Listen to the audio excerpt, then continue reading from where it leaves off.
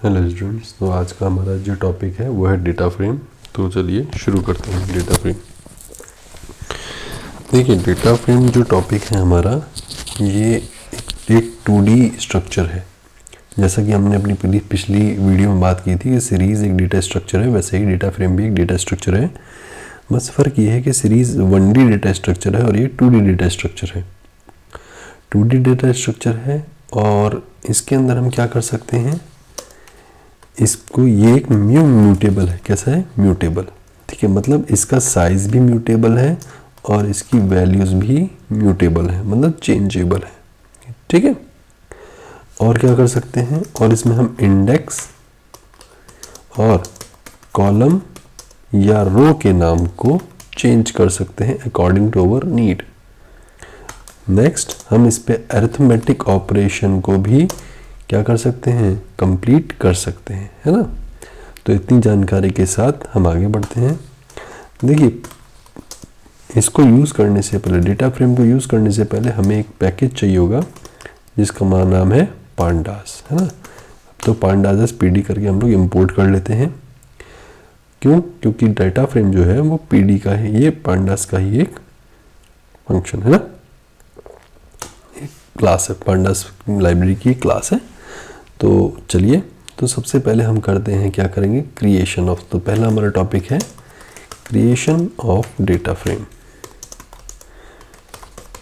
सबसे पहली है क्रिएशन ऑफ डेटा फ्रेम। तो क्रिएशन ऑफ डेटा फ्रेम में चलिए देखते हैं। क्रिएशन ऑफ डेटा फ्रेम में सबसे पहले हम क्या करेंगे, df1 is equal to pd dot data frame, है ना। ये डेटा फ्रेम बन गया प्रिंट। अब हम प्रिंट करेंगे, तो सबसे पहले मैं टाइप से प्रिंट कर रहा हूँ df1। चलिए दिखाते हैं आपको इसका आउटपुट। जस्ट वेट, पहली बार में थोड़ा टाइम लेगा ये। Now pandas core frame data frame, ठीक है ना।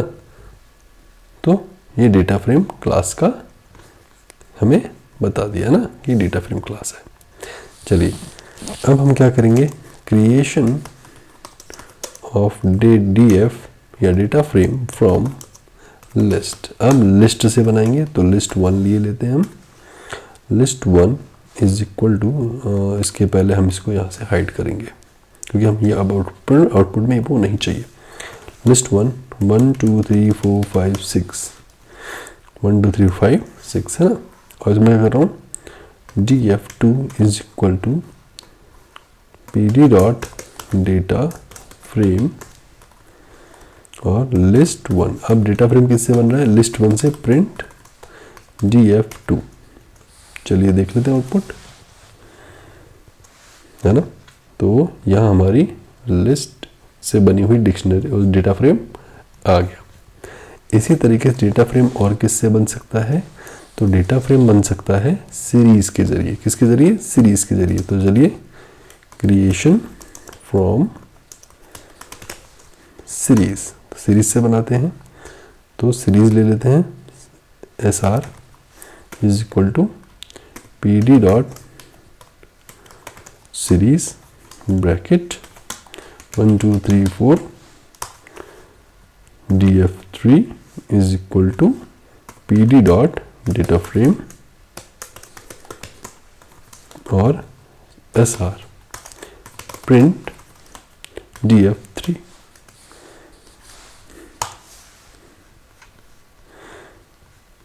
तो यहाँ आप देख सकते हैं कि सीरीज से भी हमारी डेटा फ्रेम बनके रेडी है। इसी में और आगे बढ़ते हैं। अब हम आते हैं creation of data frame from dictionary. ठीक है, देखिए, अगर लिस्ट से आपका डेटा फ्रेम बन गया ना, तो आपका अरे नंपी अरे से भी बन जाएगा। ठीक है, बट उसको हम यहाँ फिलहाल अभी कवर नहीं कर रहे हैं। तो चलिए डिक्शनरी से बनाते हैं। तो मैंने लिया dict dict1 is equal to curly braces, dictionary की पहचान है। तो सबसे पहले मैंने लिया नंबर्स कॉलन लिस्ट 1 2 3 4, 4 नंबर दे दिए, कॉमा, देन अल्फाबेट्स अल्फ़ाबेट्स, इसमें कुछ अल्फ़ाबेट्स ले लेते हैं। आप ये कह सकते हैं कि यहाँ पर फिलहाल मैं जो ABCD ले रहा हूँ ये भी अपने आप में क्या है, एक लिस्ट है। चलिए, तो df4 is equal to pd dot data frame और dict1। देखिए एक बात ध्यान रखिएगा, कभी भी यहाँ पर स्केलर वैल्यू मत लेना। अगर स्केलर वैल्यू या एक वैल्यू लोगे तो ये आपको एरर दे सकता है, ठीक है। तो इसलिए हम यहाँ पे मल्टीपल वैल्यूज ले रहे हैं, df4 f5। अब आपको कॉलम नेम में ये नंबर्स और अल्फ़ाबेट्स लिखा हुआ मिलेगा। देखिए कॉलम नेम्स में आ गया नंबर्स एंड अल्फ़ाबेट्स, तो नंबर्स 1 2 3 4 अल्फ़ाबेट्स, है ना। तो जैसा कि हमने ऊपर एक बात पढ़ी थी कि हम क्या कर सकते हैं, हम कॉलम हेडिंग्स को चेंज कर सकते हैं। तो यहाँ पे आप उसका एक एग्जांपल देख रहे हैं, ये हमने कॉलम हेडिंग्स को चेंज कर दिया है। ओके, तो फिलहाल जो हमें 3 क्रिएशन के टाइप्स देखने थे वो हमने यहाँ पर देखे हैं। चलिए इसी को आगे बढ़ाएंगे। अब आगे हम बात करते हैं यहाँ पर, ठीक है, डेटा फ्रेम के कुछ एट्रीब्यूट्स की।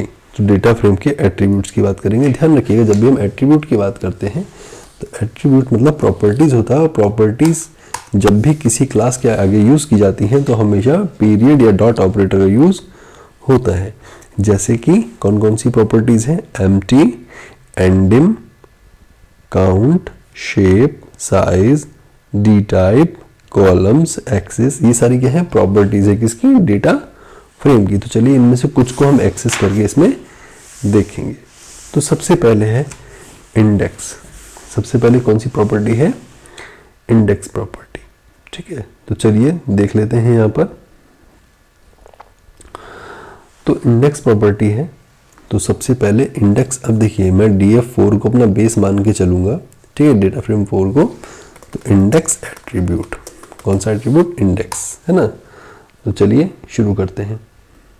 अब मैं क्या कर रहा हूँ, देखिए जो इंडेक्स एट्रीब्यूट है, ठीक है, ये क्या करेगा, इंडेक्स के नाम को फेच करने की कोशिश करेगा कि आपके पास कौन कौन से इंडेक्स मौजूद हैं। तो मैं क्या कह रहा हूँ, print df4 dot index, df4 की जो इंडेक्स है उसको आप प्रिंट करिए। F5 करते हैं। देखिए प्रॉपर्टीज में और फंक्शंस में ना बहुत बड़ा डिफरेंस होता है, ये ध्यान रखिएगा। क्या डिफरेंस होता है कि जो फंक्शंस हैं वो भी डॉट से लगते हैं, बट उनके आगे ओपन और क्लोजिंग ब्रेस होता है, बट जो हमारी एट्रीब्यूट्स हैं उनमें कोई ओपनिंग एंड क्लोजिंग ब्रेस नहीं होता, ठीक है। तो चलिए यहाँ पर क्या हो गया, यहाँ पर स्टार्टिंग 0 है, स्टॉप 4 है और स्टेप 1, ठीक है। आपको तीनों चीज़ें बता रखी है कि स्टार्टिंग कहाँ से हुई है 0 से, स्टॉप कहाँ पे हुआ है 4 पे, और 1 से आगे बढ़ा है ना। तो 0 1 2 3, है ना, ठीक है। नेक्स्ट कर शुरू करते हैं। अगला कौन सा है, कॉलम्स, कॉलम्स एट्रीब्यूट। तो कॉलम एट्रीब्यूट देखते हैं। चलिए कॉलम एट्रीब्यूट के लिए हम इसको यहाँ से हटा देंगे। तो कॉलम एट्रीब्यूट में मैं लिखता हूँ print df4 dot columns. Again इसमें कोई पैरामीटर, एट्रीब्यूट में कभी कोई पैरामीटर पास नहीं होता, ये ध्यान रखिएगा। तो 2 कॉलम्स हैं मेरे पास, नंबर्स और अल्फाबेट्स नाम से, इसमें df4 में, ठीक है। तो मैं df4 का आउटपुट भी जरा आपके सामने रखने की कोशिश करता हूं ताकि आपको वो चीज दिखे। देखिए तो यहाँ पे 2 कॉलम है, वहीं 2 कॉलम्स के नाम यहाँ दिए हुए हैं, और इनका डेटा टाइप कैसा है, ऑब्जेक्ट डेटा टाइप है। नेक्स्ट आगे बढ़ते हैं तीसरे एट्रीब्यूट की तरफ। देखिए ये जो एट्रीब्यूट्स है ना, ये एट्रीब्यूट्स हमको हमारे डेटा फ्रेम की कुछ अलग अलग प्रॉपर्टीज को जानने में हेल्प करते हैं।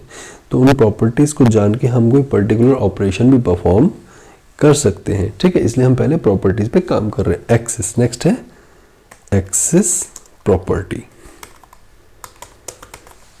ये हमें क्या बताएगा, ये हमें नंबर ऑफ एक्सेस बताएगा, ठीक है। This attribute is use to fetch both index and column name, ठीक है। इंडेक्स नेम और कॉलम नेम दोनों बताएगा ना, एक्सेस एक्स एंड वाई।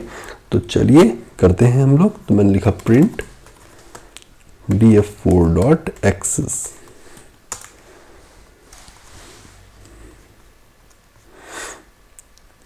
तो ये रेंज इंडेक्स भी बता रहा है हमें कि इंडेक्स कौन कौन से हैं और कॉलम्स के नाम कौन कौन से हैं। इसने हमें दोनों चीज़ें एक साथ बता दी। तो इससे हम ये कह सकते हैं कि इंडेक्स और कॉलम एट्रीब्यूट को अलग अलग चलाने की बजाय हम सिंपली एक्सेस नाम का एट्रीब्यूट यूज़ कर सकते हैं, जिसमें हमें दोनों ही चीज़ों का आउटपुट मिल जाएगा, है ना। Next, D types. D types का मतलब क्या है? डी टाइप्स क्या करेगा? This attribute is used to fetch the data type of each column in the data frame. हर कॉलम का डेटा टाइप कैसा है वो आपको कौन सा एट्रीब्यूट बताएगा? डी टाइप एट्रीब्यूट बताएगा, है ना। तो चलिए डी टाइप एट्रीब्यूट देख लेते हैं। यस, डी टाइप एट्रीब्यूट, है ना। चलिए शुरू करते हैं।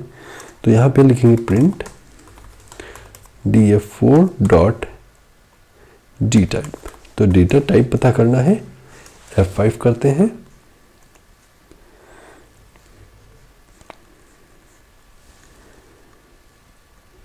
Just wait, it's not D type, it's D types.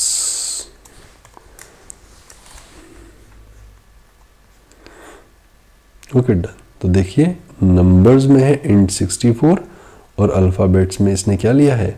Objects data type, है ना। नंबर्स में int 64 और ऑब्जेक्ट में ऑब्जेक्ट्स, ठीक है। तो यहाँ पर ये हमें इन दोनों कॉलम्स का डेटा टाइप कंप्लीटली बता रहा है कि दोनों में किस प्रकार का डेटा रखा हुआ है। अगला है size. Next is the size. ये रो इनटू कॉलम को गिन के हमें बताता है, ठीक है, कि टोटल नंबर ऑफ वैल्यूज कितनी है। तो चलिए हम करते हैं प्रिंट df4 डॉट साइज।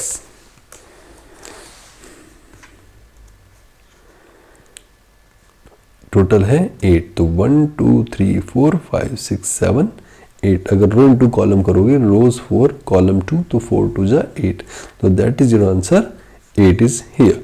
तो दोनों का आंसर 8 ही आया। तो साइज से हम क्या प्राप्त करते हैं?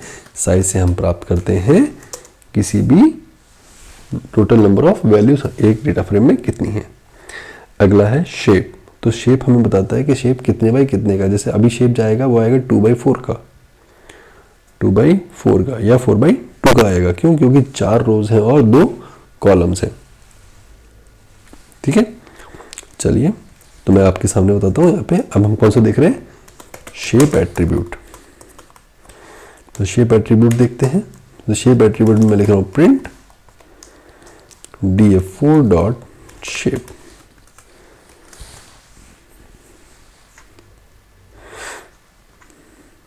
तो 4,2 देख रहे हो? 4 मतलब नंबर ऑफ रोज 4 और नंबर ऑफ कॉलम्स 2। ओके। अब अगर मैं इन सभी को दिखाना भी आपको चाहूँ और मैं चाहूँ कि भाई कोई ढंग का तरीका मुझे अच्छा सा मिल जाए, तो मैं नेक्स्ट में इनके आगे कर सकता हूँ index is equal to like this, और यहाँ पर columns name is equal to comma, then column and row is equal to comma, then data types of all values is equal to comma, next then size of df4 is equal to comma, और यहीं पर shape of df4 is equal to comma, है ना। तो ये shape और size. अब इसका आउटपुट मैं आपको दिखाता हूँ, थोड़ा अलग दिखेगा ना। देखिए सभी चीज़ों को लिखा रहा है, कॉलम नेम्स, कॉलम एंड रो, यहाँ पे डेटा टाइप्स ऑफ वैल्यूज, है ना। Size of df4 is shape of df4, है ना। तो इस तरह से आप अपने आउटपुट्स को अलग अलग भी कर सकते हैं अकॉर्डिंग टू योर नीड। जब भी आप क्या करते हैं, किसी स्ट्रिंग के साथ में, किसी कमेंट के साथ में अपने आउटपुट को प्रिंट करते हैं, तो वो उसको क्या करता है? डिस्क्राइब करता है इजी मैनर में। किस मैनर में? इजी मैनर में, है ना। चलिए तो यहाँ पर अभी कुछ ही एट्रीब्यूट्स हुए और एट्रीब्यूट्स देखते हैं आगे। आगे है endim. This attribute is used to fetch the dimensions of the given data frame. Dimension मतलब x और y है, x y z है, केवल x है ना, तो that is क्या है, यह है n dimensional attribute. यह हमें क्या बताएगा न कि कितने dimensions मौजूद हैं. तो चलिए करते हैं प्रिंट.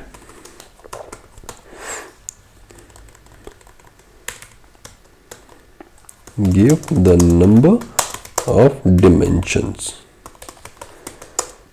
2D, 3D और 1D ना, कौन सा. तो चलिए कॉमा, तो मैं यहां कर रहा हूं df4 dot ndim, df4 dot ndim f5 okay. तो यहां पे आंसर आना चाहिए 2. तो कैसा है, 2 डायमेंशनल है. कैसा डायमेंशनल है, 2 डायमेंशनल है ना. Next empty. देखिए ये जो एम्प्टी है ना, EMPTY एम्प्टी एट्रीब्यूट, ये इसका केवल एक काम है, वो ये बताना कि हमारी जो डेटा फ्रेम है वो खाली है या नहीं. तो या तो ये आपको ट्रू देगा या तो ये आपको वैल्यू देगा फॉल्स, जिससे आप ये पता लगा सकते हैं ट्रू और फॉल्स है ना. ट्रू और फॉल्स बताएगा, तो आप ये जान सकते हैं कि आपकी डेटा फ्रेम में कुछ वैल्यू बची है या नहीं है ना. तो df.empty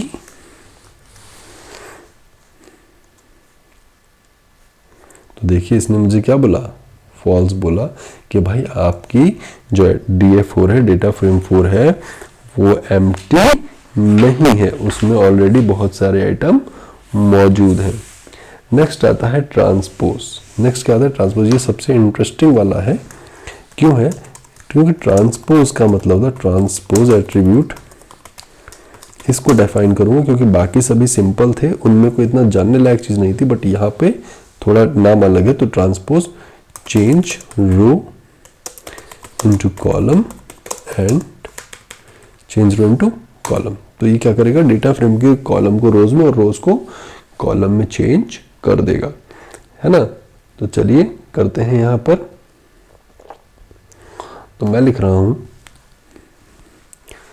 print df4 dot transpose या df4 डॉट t.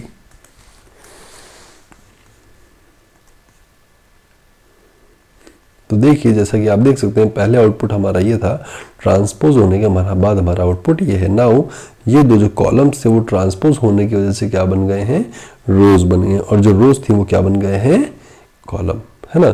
तो इस तरीके से हम क्या कर सकते हैं, अपनी डेटा फ्रेम को ट्रांसपोज भी कर सकते हैं. ठीक है.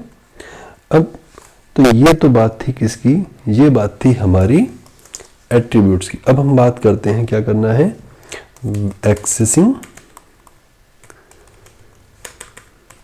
The values of data frame. Data frame की वैल्यूज को कैसे एक्सेस किया जा सकता है, अब हम उसको देखेंगे. ठीक है. तो चलिए शुरू करते हैं. नाउ एक तरफ से शुरू किया जाए. नॉर्मली तो आप डेटा फ्रेम को पूरा प्रिंट करवा सकते हैं, ठीक है, उसमें कोई दिक्कत नहीं है. नाउ लेकिन अगर आप चाहें तो यहाँ पर एक IAT फंक्शन और AT फंक्शन का भी यूज कर सकते हैं, दोनों का. ठीक है. देखो IAT फंक्शन के बारे में बात की जाए, अगर प्रॉपर्टी में बात की जाए, to access the single values from the data frame by their row and column number. ठीक है, वी यूज IAT मेथड है ना. It is similar to the ILOC function that provides index-based access to the elements in a data frame. ठीक है. ये ILOC function के जैसा ही काम करता है, जो हमने सीरीज में भी देखा था, वैसे ही IAT और AT फंक्शन का काम है. ठीक है. AT फंक्शन क्या है, लेबल बेस्ड काम करता है, और IAT इंडेक्स बेस्ड काम करता है. ठीक है. तो चलिए उसको देखते हैं. हम DF4 पर ही फिलहाल काम कर रहे हैं और आगे भी DF4 पे ही करेंगे. ओके. तो चलिए मैंने लिखा प्रिंट DF4 है ना. तो इसमें हम एक्सेसिंग में अपनी हेडिंग डालते हैं, दैट इज IAT मेथड है ना, IAT मेथड. तो चलिए df4 डॉट IAT रो 1 कॉलम 1 1 कॉमा 1 रो 1 और कॉलम 1। तो एक पर्टिकुलर वैल्यू जो रो 1 और कॉलम 1 पे होगी वो निकल के बाहर आएगी, तो आई है B।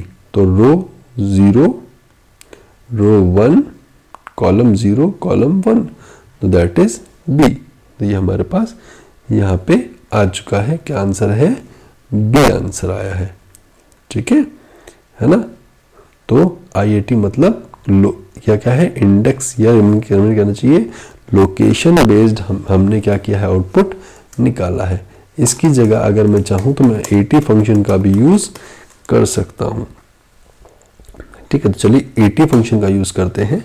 अब ये लेबल बेस्ड काम करेगा। कैसे काम करेगा? लेबल बेस्ड, है ना। तो चलिए लेबल बेस्ड काम करते हैं। मैंने लिखा प्रिंट df4 डॉट AT। अब AT में पहले तो मैं दूंगा रो का नंबर। रो कौन सी है? 2। और लेबल कहाँ से निकालना है? मैंने बोला मुझे चाहिए नंबर्स से। किसके चाहिए? नंबर्स। तो F5 करते हैं। तो नंबर्स में से जो दूसरे नंबर की रो थी उसमें देखो क्या था? 3। और आउटपुट में भी क्या आया है? 3 आया है। तो यहाँ पर मैंने क्या किया है? रो का लेबल और कॉलम का लेबल दिया है। कौन से फंक्शन में? AT फंक्शन में। लेबल बेस्ड, और ये कैसा है? ये है लोकेशन बेस्ड, है ना। तो ये है लोकेशन बेस्ड और ये है लेबल बेस्ड। IAC कैसा है? IAC है IAT क्या है? IAT है इंडेक्स बेस्ड और AT है लोकेशन बेस्ड, है ना। तो अगर आपको इंडेक्स बेस्ड कोई वैल्यू निकालनी हो तो आप किससे निकालोगे? IAT से। और अगर लेबल बेस्ड निकालनी है तो किससे निकालोगे? AT के जरिए निकालोगे। ठीक है, ओके, आगे बढ़ सकते हैं हम लोग। तो चलिए आगे चलते हैं हम लोग।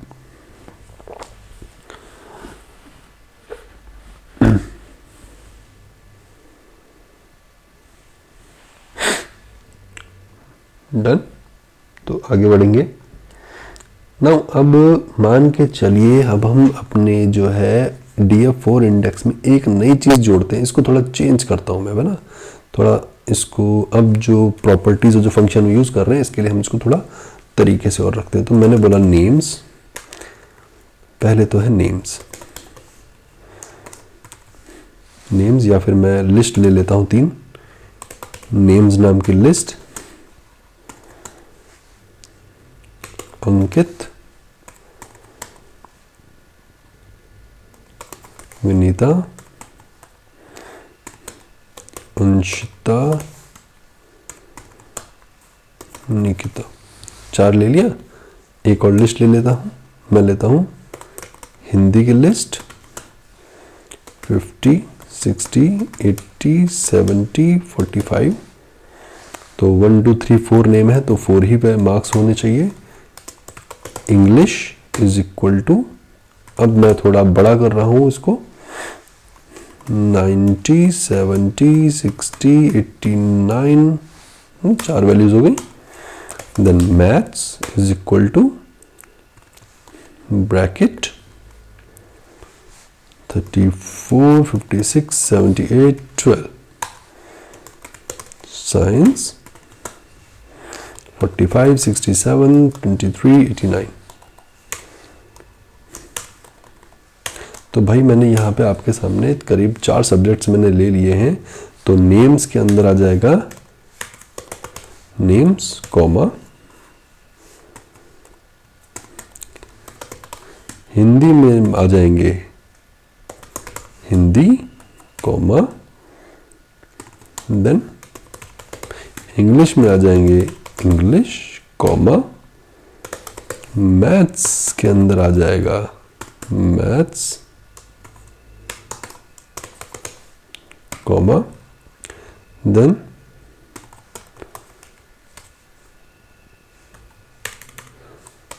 साइंस के अंदर आ जाएगा साइंस के मार्क्स, और ये ब्रैकेट क्लोज। डन। तो ये हमारी डिक्शनरी बन के रही है और डिक्शनरी से हमने बना लिया। अब हम हमारी डेटा फ्रेम की सूरत काफ़ी चेंज हो जाएगी, जो एक बार आपको मैं दिखाना चाहूँगा। तो ये हमारी डेटा फ्रेम की सूरत है फिलहाल। नंबर्स, जस्ट अ मिनट, कहीं हमसे गलती हुई है। ये बिल्कुल गलती हुई है। नंबर्स की जगह मुझे लेना चाहिए नेम्स। ये भी तो चेंज होगा, है ना। ईटी फंक्शन में डन आ गया ना। अंशिता, देखो अब यहाँ पे पर्टिकुलर नाम मेरा अंशिता का है ना, कि नेम्स में दूसरे नंबर पे क्या हो, 0 1 2, तो नेम्स में दूसरे नंबर पे क्या मौजूद है, अंशिता। अब मैं चाहता हूँ कि भाई ऐसा हो, ये जो इंडेक्स है ना, ये इंडेक्स 0 1 2 3 मुझे नहीं चाहिए, मुझे नाम से इंडेक्स, मुझे जो पहला मेरा जो ये इंडेक्स है, जो पहला वैल्यू है, ये क्या बन जाए, ये इंडेक्स बन जाए, पहला कॉलम क्या बन जाए, इंडेक्स बन जाए। मैं ये चाहता हूँ, है ना। तो चलिए इसको थोड़ा चेंज करके देखते हैं। तो यहाँ पर मैं क्या कर रहा हूँ, रीसेट, मैं क्या कर रहा हूँ, रीसेट इंडेक्स। मैं क्या कर रहा हूँ, रीसेट इंडेक्स। किसकी मदद से, ये मैं कर रहा हूँ रीसेट इंडेक्स फंक्शन की मदद से, है ना। तो चलिए करते हैं प्रिंट। मैं क्या कर रहा हूँ, प्रिंट कर रहा हूँ, लेकिन प्रिंट से पहले मैं लिखूंगा df4 dot data frame 4 dot reset index,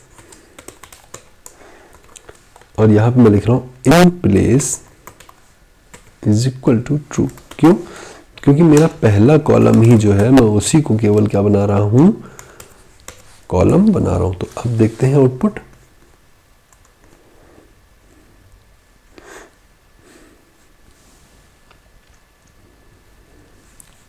okay, फिलहाल एक चीज में रह गई, इसमें एक चीज रह गई, जस्ट अ मिनट। अब सही है।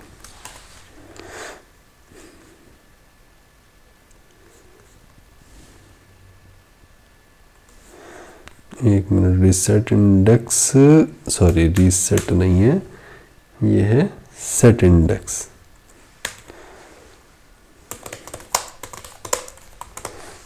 सेट इंडेक्स है ना, सेट इंडेक्स, सॉरी। अब इसको करते हैं इन प्लेस ट्रू। अब हो जाना चाहिए, now you can C.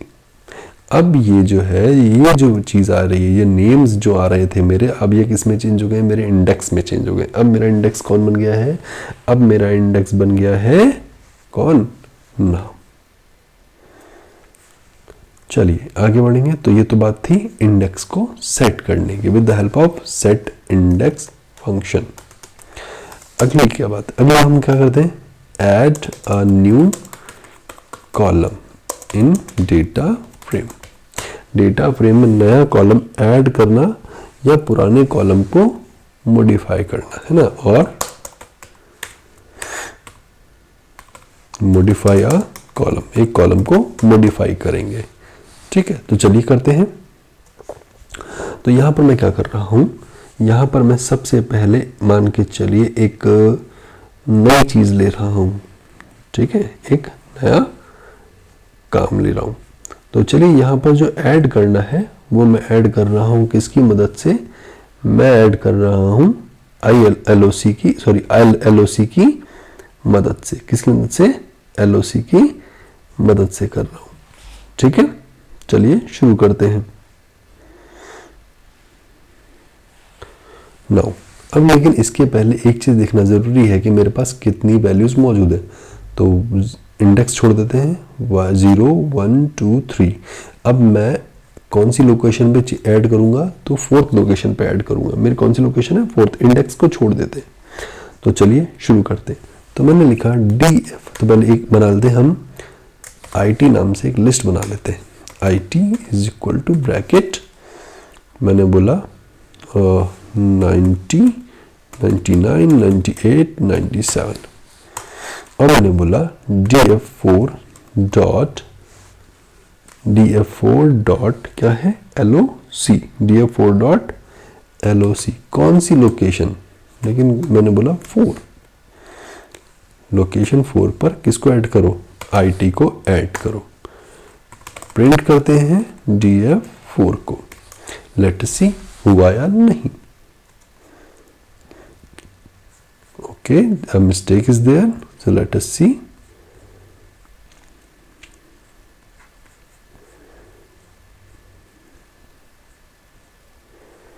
You cannot set a row with mismatched columns.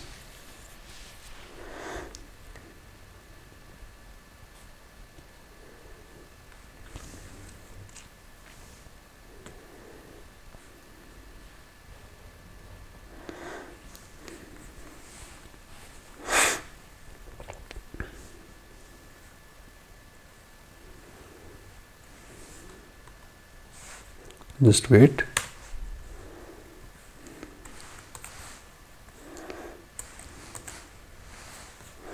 Just wait देखते हैं। तो हम पास ऑलरेडी कितने मार्क्स हैं, 1 2 3 4 है ना, रो 4 है, तो ये रो हम करते हैं 5।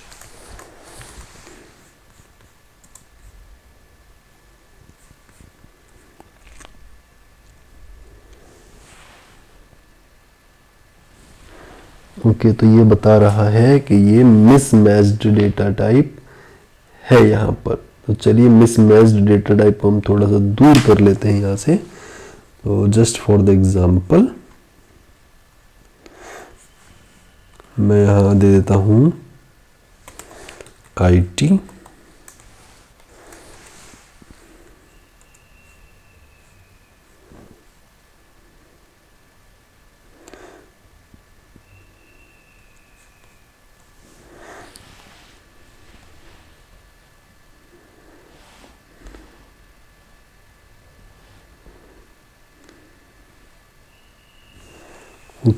ओके थोड़ा सा हमारी सॉरी आइडियली ओपन कर लेते हैं वापस से, हमारा डेटा फ्रेम ओपन करेंगे।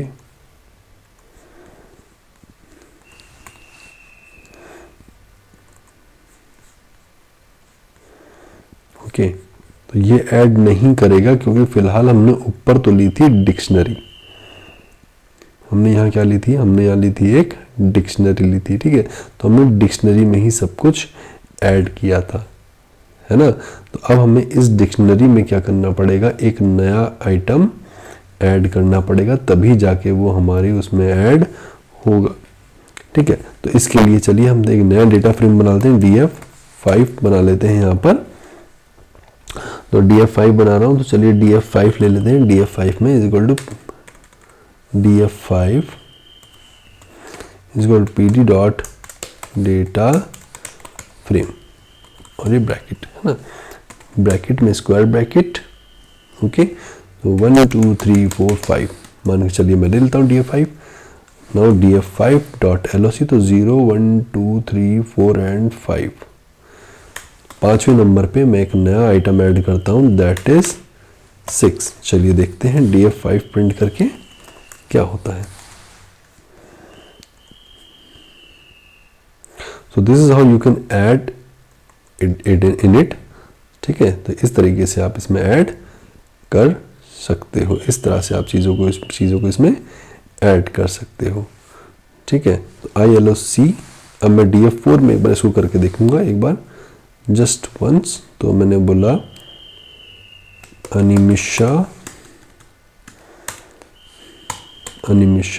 ब्रैकेट 10 20 30 एंड 40, कितने सब्जेक्ट है देखना पड़ेगा एक बार। तो 1 2 3 4 सब्जेक्ट है, तो मैंने 4 वैल्यू ले ली है। तो let us see whether it is done और नॉट।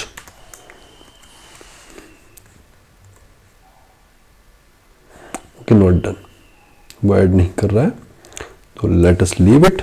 हम जो तरीका से हो रहा है हम उस तरीके से करके देखेंगे, बट हम आगे इसी वीडियो में इसको हम कवर करने की कोशिश करेंगे।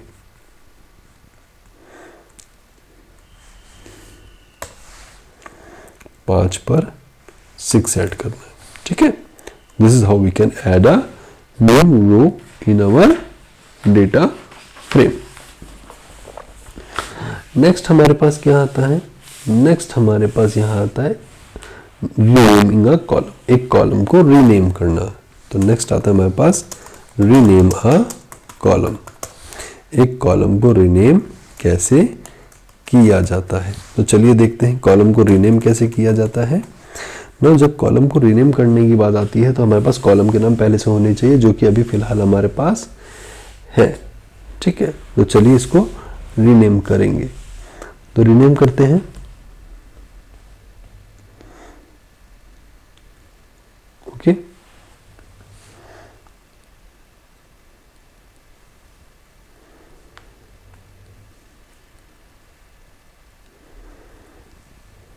No, so let start. तो हमारे पास एक कॉलम का नाम है ऑलरेडी, ठीक है।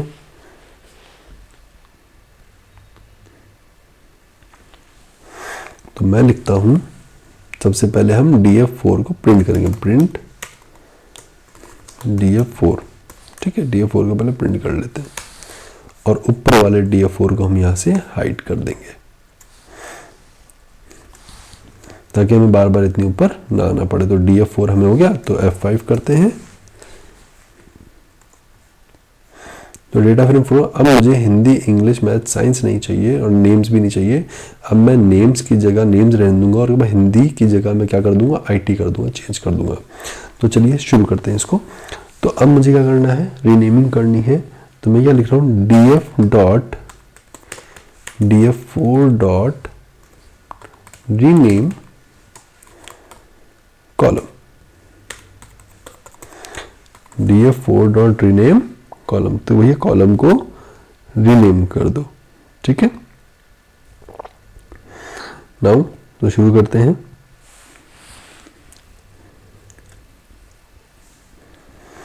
तो रीनेम क्या क्या करना है, रीनेम में रीनेम कॉलम्स, ठीक है। कॉलम्स इक्वल टू, सबसे पहले कॉलम का नाम क्या है, कोई किसका चेंज करना है, मान के चलिए मुझे चेंज करना है हिंदी, किसमें चेंज करना है, IT, print df4।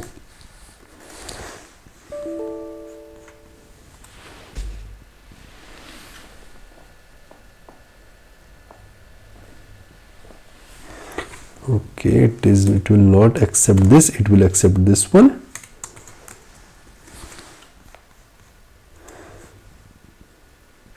Done, not done, not done, बिल्कुल not done, done नहीं हुआ है। क्यों नहीं हुआ है, क्योंकि मैंने एक चीज नहीं लगाई, in place is equal to true। तो देखिए ये चीज इसके बिना नहीं होगी, जब तक आप इन प्लेस ट्रू नहीं लगा दे तब तक वो काम नहीं करेगा ना, जस्ट लाइक दिस। तो देखो हिंदी की जगह अब यहाँ क्या हो गया, IT हो गया, है ना। तो इन प्लेस ट्रू लगाना, और इन प्लेस ट्रू हमने इसके पहले भी एक लगाया था, कब, जब हमने सेट इंडेक्स किया था। क्योंकि इंडेक्स सेट करने के लिए हमको इन प्लेस की वैल्यू ट्रू रखनी पड़ती कि हाँ भैया अब उसको उस जगह पे आप क्या कर दो, चेंज कर दो, ठीक है।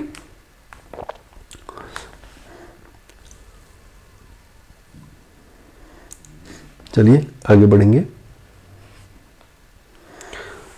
नाउ वापस अपने कुछ एक पुराने काम पे आते हैं, एडिंग अ कॉलम, ठीक है। अब एक कॉलम हमने df4 में ही ऐड करेंगे,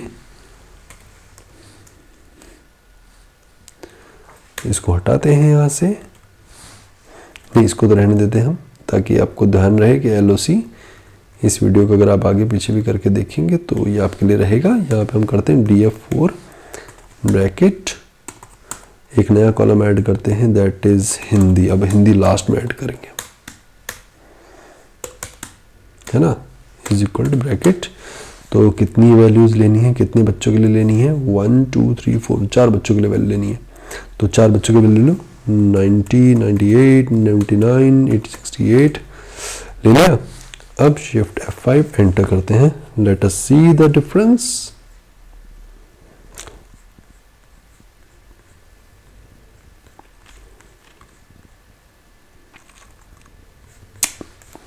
okay,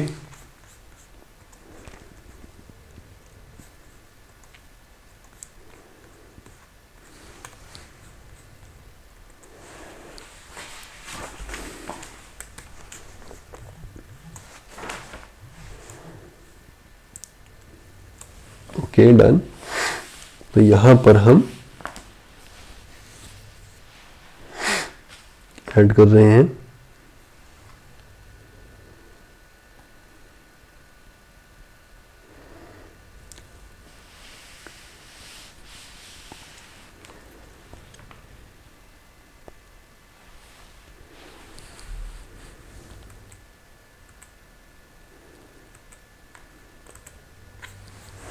df4 Hindi,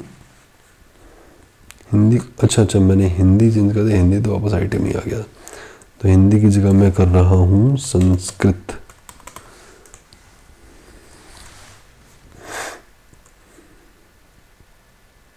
now you can सी संस्कृत, अच्छा संस्कृत भी ऑलरेडी एडेड है, इंग्लिश हिंदी 1 2 3 4 5, तो हम कौन सा ऐड करें या कौन सा ऐड करें, कोई सब्जेक्ट बताओ।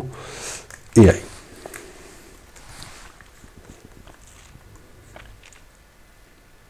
एआई अब आ गया 1 2 3 4 5, एआई है ना, यहाँ भी आ गया, यहाँ भी एआई आ गया, ठीक है।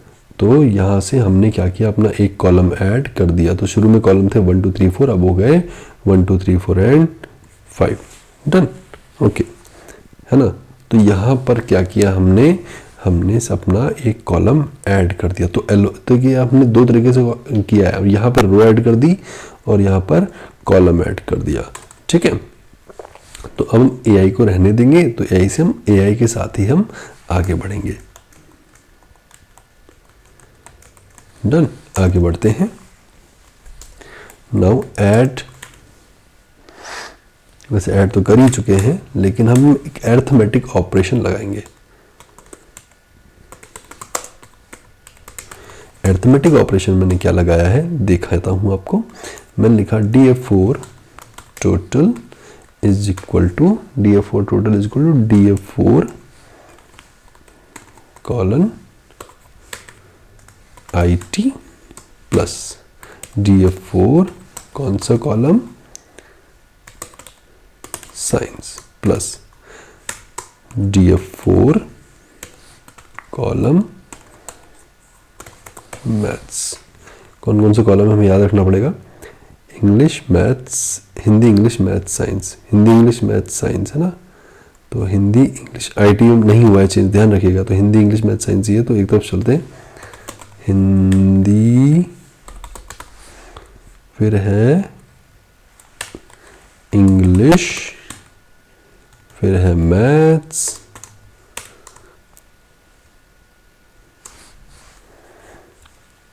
प्लस df4 ये है, फिर है साइंस, और लास्ट में df4 जो हमारे पास कॉलम है, पांचवा column, that is AI। Now print df4 total के नाम पर यहां पर हमें कॉलम लगाना ना बाकी ही। तो चलिए देखते हैं, अब एक नया कॉलम ऐड हो गया टोटल का।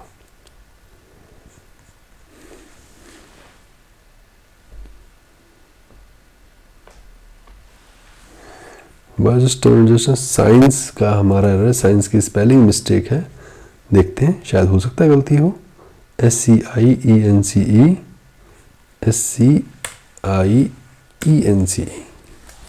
कॉलम का नेम मैच होना बहुत ज़रूरी है, अगर नहीं होगा ना you can see a total is there. अब एक टोटल नाम का कॉलम भी ऐड हो गया ऑटोमेटिकली, हमें इसमें कोई जोर डालने की ज़रूरत नहीं है, हमें इसके लिए इतना दिक्कत की ज़रूरत हमको नहीं है ना।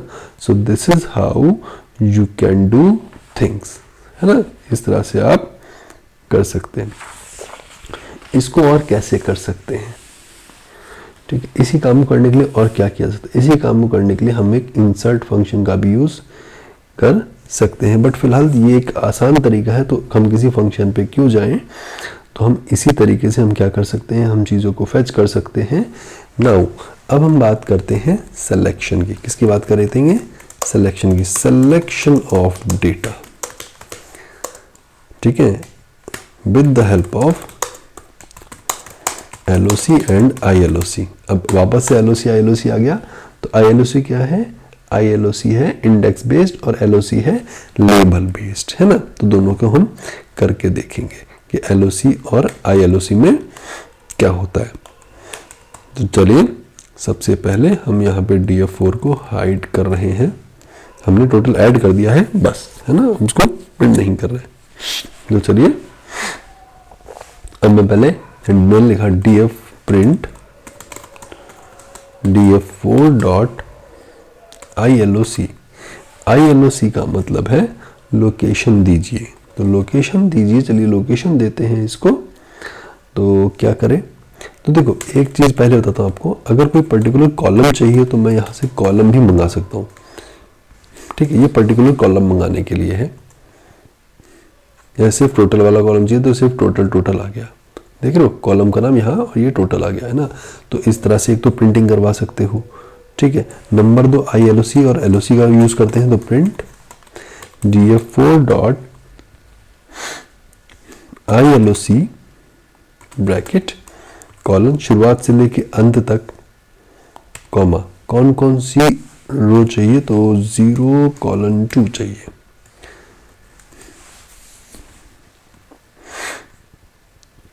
नो 0:2 शुरुआत से लेके अंत तक है सारे, शुरुआत से लेगा ना 0:2, ठीक है।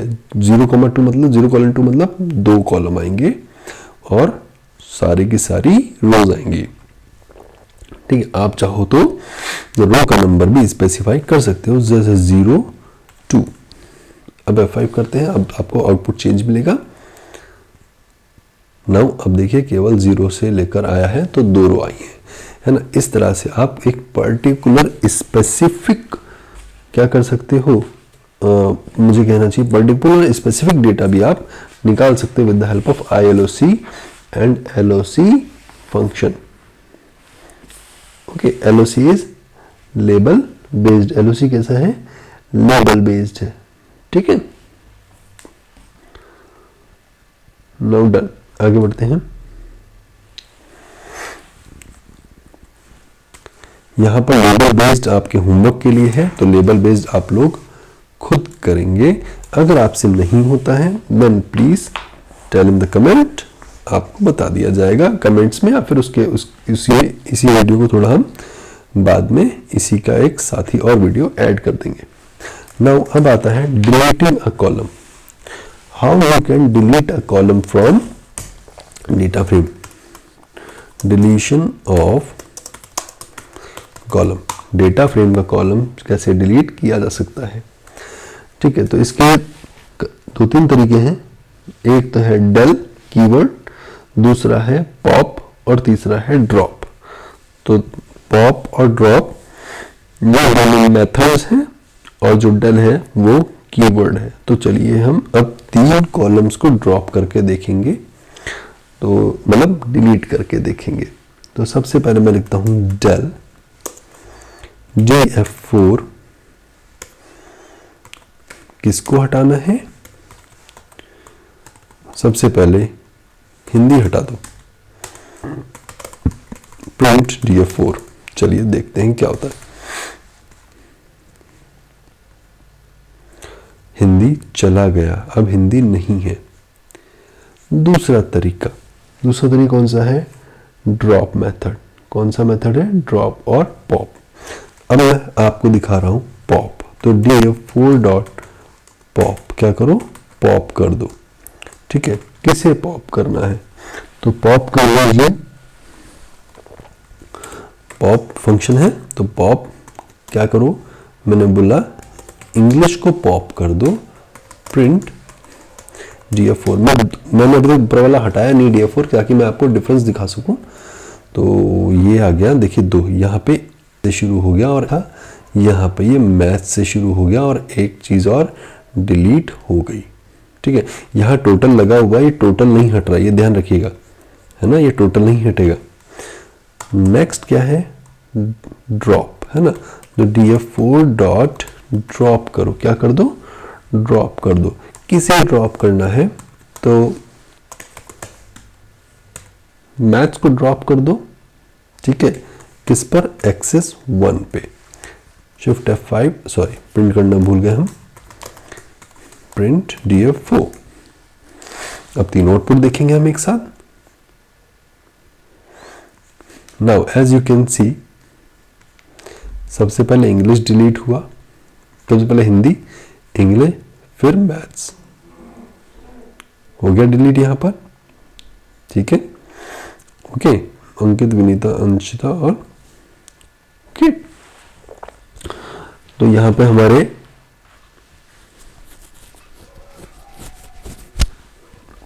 ड्रॉप ने हमारा कोई ढंग से काम नहीं किया है, तो उसको हम लोग देखेंगे।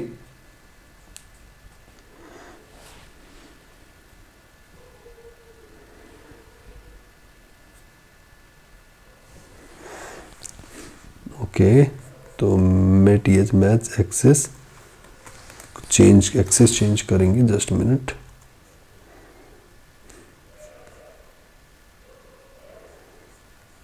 मैथ्स नोट, हाँ एक्सेस में मैथ्स नोट फाउंड होगा, कॉलम में फाउंड होगा।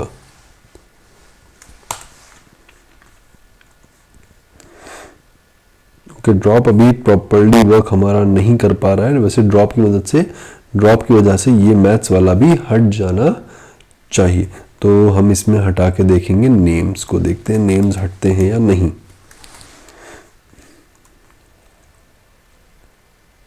No it's not working well. तो यहां पर हम फिलहाल ड्रॉप को हटाते हैं और हम किसको मानेंगे, केवल पॉप को और डेल कीवर्ड, क्योंकि इन दोनों ने हमारे सामने प्रॉपर्ली वर्क किया है। ठीक है, नेक्स्ट आता है iterations of data frame. Iteration का मतलब क्या होता है, उस पर कोई ना कोई क्या लगा देना, लूप लगा देना, है ना। ठीक है, तो चलिए इटरेशंस देख लेते हैं।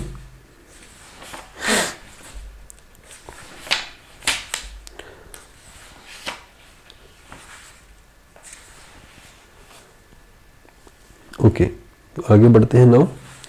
तो इटरेशन का मतलब क्या था, इटरेशन का मतलब होता है कोई भी लूप की मदद से उसको प्रिंट करा लेना। ठीक है, but as per the video, हमारा वीडियो ऑलरेडी काफ़ी लॉन्ग हो चुका है, नियर बाय 1 आवर, तो इसको हम यही विराम देते हैं।